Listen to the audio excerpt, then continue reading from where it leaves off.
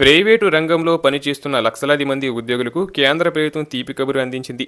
ఉద్యోగుల provident fund organisation EPFO ఉద్యోగుల రాష్ట్ర బీమా కార్పొరేషన్ పరిధిలోని వేతన పరిమితిని పెంచడంతో పాటు కనీస పెన్షన్ పెంపుపై ప్రభుత్వం త్వరలో కీలక నిర్ణయం తీసుకోబోతుంది.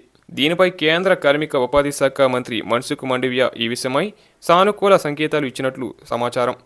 ప్రైవేటు ఉద్యోగుల సామాజిక భద్రతను పెంపొందించే దిశగా కేంద్ర ప్రభుత్వం అడుగులు వేస్తుంది. దీనివల్ల జీతాలు, పదవి విరమణ ప్రయోజనాల్లో భారీ మార్పులు రానున్నాయి. ప్రస్తుతం ఈపీఎఫ్ఓ, ఈఎస్ఐ పథకాలకు వర్తించే గరిష్ట వేతన పరిమితి నెలకు 15,000గా ఉంది. పెరిగిన జీవన ప్రమాణాల దృష్ట్యా ఈ పరిమితిని 21,000కు పెంచాలని ప్రభుత్వం భావిస్తుంది. ఈ నిర్ణయం వల్ల లక్షలాది మంది అదనపు కార్మికులు ఈ పథకాల పరిధిలోకి వస్తారు. తద్వారా వారి ఈపీఎఫ్ ఖాతాలో జమ అయ్యే మొత్తం పెరుగుతుంది. అలాగే ఉద్యోగుల పెన్షన్ పథకం కింద ప్రస్తుతం రిటైర్డ్ ఉద్యోగులకు అందుతున్న కనీస పెన్షన్ చాలా తక్కువగా ఉంది. కనీస పెన్షన్ నెలకు ₹1,000 మాత్రమే. ఈ మొత్తాన్ని 3,000 నుంచి 7,000 వరకు పెంచాలని కార్మిక సంఘాలు, ప్రభుత్వం మధ్య చర్చలు జరిగాయి.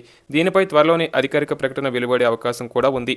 కేవలం నగదు ప్రయోజనాలే కాకుండా ఉద్యోగుల ఆరోగ్య బీమా సంస్థ ఈఎస్ఐ సేవలను దేశవ్యాప్తంగా మరింత విస్తరించాలని ప్రభుత్వం యోచిస్తుంది. మెరుగైన వైద్య సదుపాయాలు, బీమా సౌకర్యాలు అందేలా కొత్త గైడ్లైన్స్ విడుదల కానున్నాయి. అలాగే కేంద్ర కార్మిక మంత్రిత్వ శాఖ ఇటీవల నిర్వహించిన సమావేశాల్లో కనీస వేతనం నిర్ణయించడం, పెన్షన్ పెంపు వంటి అంశాలపై సానుకూల స్పందన లభించింది. మోదీ ప్రభుత్వం త్వరలో తీసుకోబోయే ఈ నిర్ణయం ప్రైవేటు రంగ ఉద్యోగులకు ఒక జాక్పాట్ వంటిదని నిపుణులు అభివర్ణిస్తున్నారు. వేతన పరిమితి పెంపు వల్ల చేతికి వచ్చే జీతం స్వల్పంగా తగ్గినా దీర్ఘకాలంగా పీఎఫ్ పెన్షన్ రూపంలో భారీ మొత్తంలో పొదుపు చేయడానికి అవకాశం ఉంటుంది. ప్రభుత్వం నుండి వచ్చే తుది నోటిఫికేషన్ కోసం ఉద్యోగులు ఆసక్తిగా వేచి చూస్తున్నారు.